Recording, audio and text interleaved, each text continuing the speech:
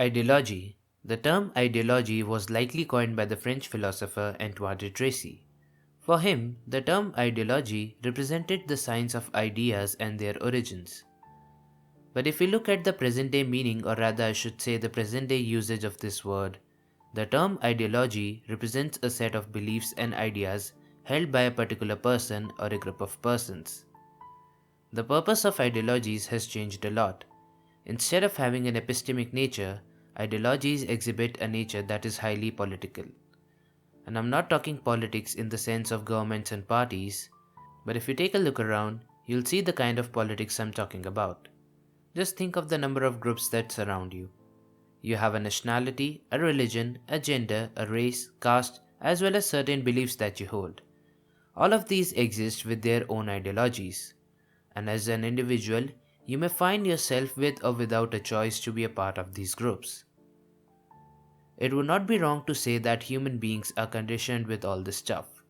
And also, as humans, we usually think that the beliefs and ideologies we hold are the right ones. But if we stop and take a look at this very idea of being right, it seems as this is a result as well as a part of our conditioning, which implies that what we think is right has the possibility of being wrong. Summoning the events from history, the year 1610 marked the beginning of the Galileo affair. The Galileo affair was a conflict between Galileo Galilei and the Roman Catholic Inquisition. The conflict started after Galileo published the Starry Messenger, which supported the heliocentric theory of Nicholas Copernicus. The heliocentric theory states that Earth and all the other planets revolve around the Sun. But the Roman Catholic Inquisition supported and believed in the geocentric theory, which states that Sun, Moon, and all the other planets orbited around the Earth. The Roman Inquisition tried Galileo in 1633 and found him vehemently suspect of heresy, sentencing him to indefinite imprisonment. Galileo was kept under house arrest until his death in the year 1642.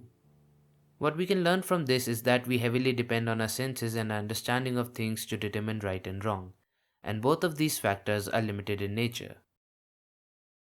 Concerning ideologies, the questions that must arise now would be, why do ideologies exist? And is there such a thing as a right ideology? To answer the first question, ideologies are a result of political motives. It is easy to gather masses for an idea or a belief.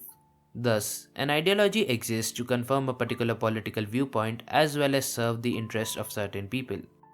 Sociologist Daniel Bell called ideology an action-oriented system of beliefs, and the fact that ideology is action-oriented indicates its role is not to render reality transparent, but to motivate people to do or not to do certain things. Coming to the next question, is there such a thing as a right ideology?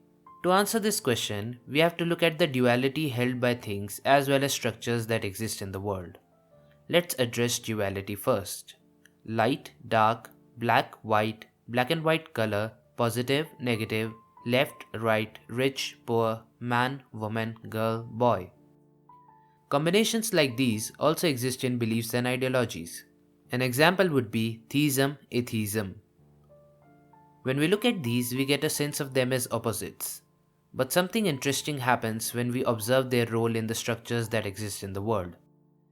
If I ask you to find similarities in the words cat, telephone, and umbrella, what will you say? Think about it.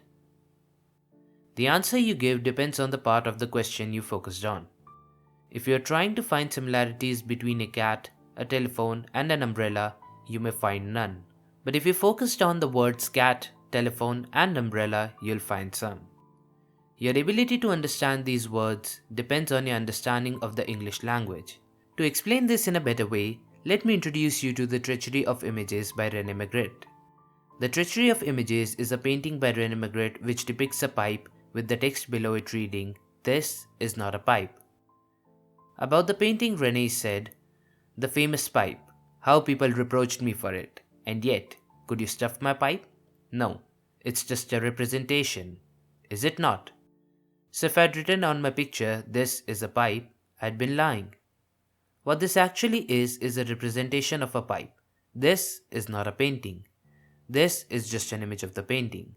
To understand the word cat, you need to know the English language. Without the knowledge of the language, you cannot understand these words. The essence to be caught here is that words and pictures are not things in themselves. They are mere signs and representations of things. The world we live in is full of structures. Language is one of the major ones. Returning to the area of ideologies, let's observe the structures present here. Ideologies like theism and atheism seem contradictory in nature. But again, if theism is absent in this world, what grounds will atheism have to stand on? How will it exist? In a certain way, what is contradicting is also complementary. Is the absence of light the dark? Or is the absence of the dark light? Without experiencing both of them, there is no possible way for us to describe one of them. In some ways, our appreciation and our striving for one comes from the experience of another. Whatever beliefs you hold, they will have some form of contradiction which might also be complementary in a certain way. And because of this, no ideology or belief will be absolutely true in itself. And if this is not a pipe, then probably the word truth is not the truth. Another characteristic exhibited by beliefs and ideologies is a limiting factor. If you hold a certain belief or follow a particular ideology, you'll notice that it always comes with some form of conditions and rules with it. And any kind of conditioning creates a circle, forms certain boundaries, and this circle limits your perception by keeping you from seeing beyond it. The question then to be asked is, how is one to see beyond the circle? For an answer to this question, I'd like to borrow a few words from J. Krishnamurti. I maintain that truth is a pathless land and you cannot approach it by any path whatsoever, by any religion, by any sect. That is my point of view and I adhere to that absolutely and unconditionally. Truth being limitless, unconditioned, unapproachable by any path whatsoever cannot be organized, nor should an organization be formed to lead or to coerce people along any particular path. If you first understand that, then you will see how impossible it is to organize a belief. A belief is purely an individual matter, and you cannot and must not organize it. If you do, it becomes dead, crystallized. It becomes a creed, a sect, a religion to be imposed on others. This is what everyone throughout the world is attempting to do. At last, I would like to introduce you to something which is considered an ideology, but is more of an activity. I'm talking about Bruce Lee's Jeet Kune Do. Using no way as way, having no limitation as limitation. I said, empty your mind. Be formless, shapeless, like water. Now you put water into a cup, it becomes the cup. You put water into a bottle, it becomes the bottle. You put it in a teapot, it becomes the teapot. Now water can flow or it can crash. Be water, my friend. Walking, running, moving, constantly inquiring within oneself, you may discover a lot of new things. Expand your circle by jumping its walls. If trapped in a room, hack the door down.